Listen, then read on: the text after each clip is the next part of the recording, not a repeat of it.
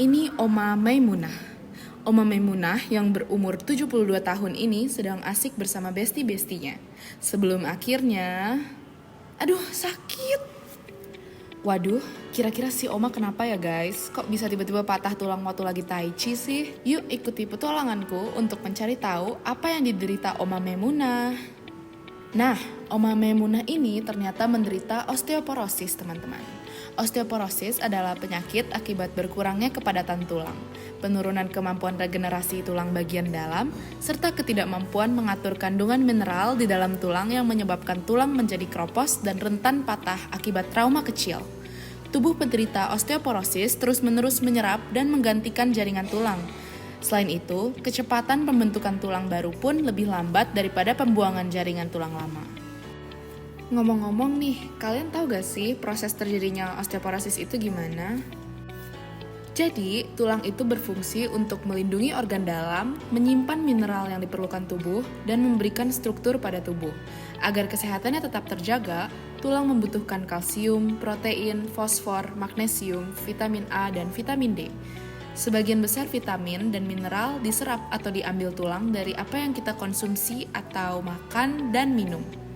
Tulang secara rutin diperbaiki sekaligus direkonstruksi dan tulang-tulang baru selalu sedang terbentuk. Sel-sel yang disebut osteoklas melarutkan tulang yang rusak, menyisakan lubang-lubang kecil. Setelah tulang yang rusak diangkat, sel-sel yang disebut osteoblas mengambil kalsium dari aliran darah dalam tubuh dan mengisi lubang-lubang tersebut dengan tulang baru yang sehat. Osteoblas dan osteoklas membutuhkan hormon estrogen agar dapat bekerja dengan baik. Jika kebutuhan hormon tidak tercukupi, sel-sel tersebut tidak mampu memperbaiki dan membangun kembali tulang-tulang kita. Inilah yang menjadi salah satu penyebab utama osteoporosis. Adapun penyebab lainnya, yaitu kurangnya vitamin dan mineral dalam tubuh, kebiasaan makan atau gaya hidup yang buruk, dan tidak cukup berolahraga. Nah, karena kadar kalsium dan vitamin D yang tidak tercukupi menyebabkan proses penyerapannya ke tulang tersebut dengan terhambat dan memperbesar peluang terjadinya osteoporosis. Itulah yang menyebabkan kenapa osteoporosis itu bisa terjadi pada banyak kalangan usia. Apakah kalian tahu, osteoporosis ini seringkali dialami oleh wanita dewasa, khususnya mereka yang sedang memasuki masa menopause atau sedang hamil dan menyusui. Selain karena wanita terlahir dengan ukuran tulang yang lebih kecil dan tipis dibandingkan pria, memasuki masa menopause, hormon estrogen yang bertugas melindungi kepadatan tulang wanita mengalami penurunan yang sangat signifikan. Selain itu, bahan pembentukan tulang untuk janin berasal dari tulang sang ibu, sehingga sangat penting bagi ibu hamil dan menyusui untuk memaksimalkan asupan kalsium dan vitamin D. Meski begitu, tak menutup kemungkinan anak-anak dan orang dewasa muda juga bisa mengalaminya. Hal ini disebabkan karena osteoporosis juga merupakan penyakit keturunan. Para peneliti menyebutkan bahwa seseorang dengan varian genetik 677CT memiliki kecenderungan lebih tinggi untuk mengalami penurunan densitas tulang yang lebih drastis dibandingkan yang tidak. Kondisi seperti ini sering menyerang wanita di atas usia 60 tahun, tetapi wanita berumur 40 tahun ke atas yang sudah menopause juga sudah harus waspada. Fakta ini diperkuat oleh sejumlah penelitian yang menyatakan bahwa sebanyak 23% wanita di Indonesia dengan rentang usia 50 hingga 80 tahun dan 70 hingga 80 tahun mengalami osteoporosis. Fun fact, orang berkulit putih diketahui memiliki risiko yang lebih tinggi terkena osteoporosis karena kurangnya vitamin D pada tubuhnya. Makanya, orang Eropa dan orang Amerika sangat senang berjemur. Orang berkulit hitam dan coklat cenderung memiliki cadangan vitamin D karena menerima panas matahari lebih banyak sehingga bentuk tulang lebih padat dan kuat. Selain itu, wanita Asia dan model juga rawan terkena osteoporosis loh. Hal ini dikarenakan ada banyaknya sinar matahari di daerah Asia. Namun, orang Asia cenderung menghindarinya dengan kebiasaan berpayung atau bertopi. Pola kerja yang nyaris seharian di dalam ruangan juga ikut menentukan. Selain itu, pola pikir putih itu cantik juga mempengaruhi wanita untuk menghindari matahari. Sama halnya dengan para model.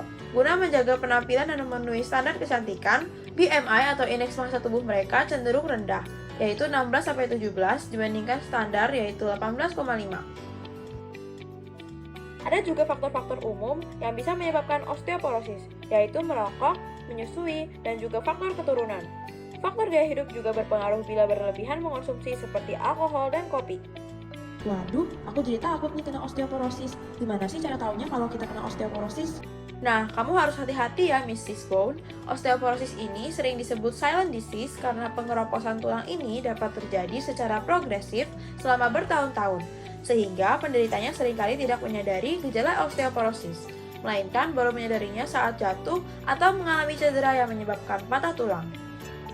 Wah, ternyata serem juga ya terkena osteoporosis itu. Nah, tenang aja, sudah banyak kok ditemukan alat pendiagnosa dan pemeriksaan densitometri tulang. Dengan menggunakan sinar X khusus, dokter dapat melihat densitas tulang dan menentukan apakah seseorang memiliki osteoporosis atau tidak. Untungnya lagi, di era modern ini sudah banyak loh teknologi canggih yang mampu mengatasi rasa sakit dari penderita osteoporosis.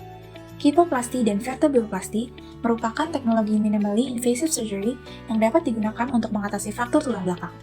Dengan bahan khusus seperti semen yang disebut polymetal methacrylate atau PMMA yang disuntikkan secara langsung pada tulang belakang yang mengalami fraktur. Selain itu, banyak pula digunakan obat-obatan seperti bifosfonat yang dapat membantu memperlambat hilangnya massa tulang dan bahkan meningkatkan kekuatan tulang. Terapi hormon juga dapat membantu meningkatkan kepadatan tulang. Beberapa teknologi baru seperti terapi cahaya dan stimulasi elektrik juga sedang diteliti sebagai opsi pengobatan untuk osteoporosis di masa depan loh. Meskipun teknologi zaman sekarang sudah banyak yang bisa mengobati osteoporosis, ada baiknya jika kita mengurangi resiko terserang penyakit ini ya teman-teman. Caranya adalah dengan mengurangi faktor risiko yang Anda miliki. Konsultasikan juga dengan dokter Anda untuk mencari tahu informasi lebih lanjut. Wah, sudah canggih dan modern banget ya teknologi di zaman sekarang.